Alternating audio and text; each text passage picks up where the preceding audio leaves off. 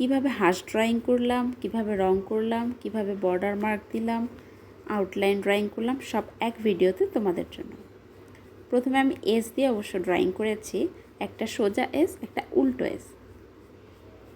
Pencil দিয়ে হালকা করে প্রথমে করে নিলাম, শেপটা করে নিলাম, করে নিলে ভালো হয়। যেহেতু আমি বিগিনার আর কিডসদের জন্য করতেছি, তাই আমি প্রথমে হালকা করে পেন্সিল দিয়ে করে নিই।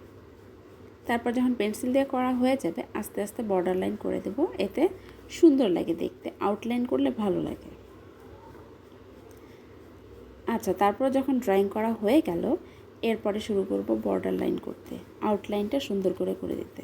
আউটলাইনটা খুবই জরুরি আর কি বাচ্চাদের জন্য, তাহলে ভালো হয়। এখন বর্ডার লাইন দেওয়া হয়ে যাবে, দেখতে এমনিতেই দেখতে ভালো লাগে। বর্ডার লাইন শেষ করার পরে আস্তে আস্তে কালার শুরু করব। আর কালারটা অবশ্যই আমি ইউজ করেছি, কালারের আগে আমার একটু রাবার দিয়ে পেন্সিলের দাগগুলো মিশিয়ে নিয়েছি, যাতে ভালো লাগে দেখতে। তারপরে আমি সুন্দর করে অরেঞ্জ বা কমলা কালার দিয়ে ঠোঁট দুটো করে নিয়েছি, দুটো হাঁসের দুটো ঠোঁট করে নিয়েছি। এরপরে পুরোটা আমি হলুদ দিয়ে কভার করেছি।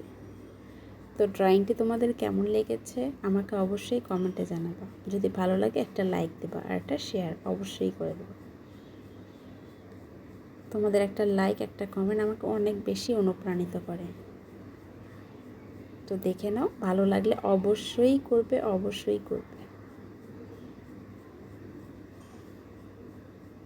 তো আজকের মতো বিদায়, ভালো থেকো।